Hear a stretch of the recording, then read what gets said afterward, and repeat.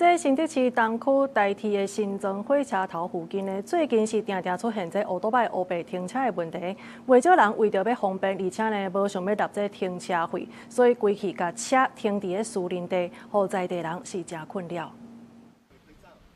应该是停汽车的停车格，所有坐台乌多摆停伫顶头，等到互原地要停轿车的人找无所在停。这是新竹市台铁新庄火车站附近，自从附近的乌多摆停车场改收费了后，有不少人为着省停车钱，乌白乱停。每个人公德心不一样，因为没办法要求每个人公德心要怎么样啊？那就看警察会不会来开罚而已啊，就这样啊。对，乱停会造成我们停车很不方便啊。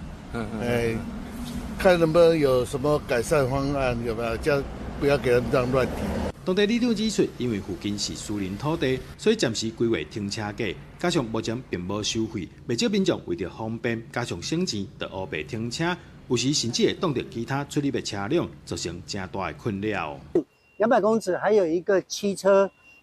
停车格，那个是要收费的，所以他们可能也不愿意付这个停车费，所以都停在车子的并排右侧，所以当时我有请关东桥派出所来这边检举，因为车子停在停车格，你如果停在它的右侧，它上下车不小心会刮到或者是碰撞到，到时候都会衍生一些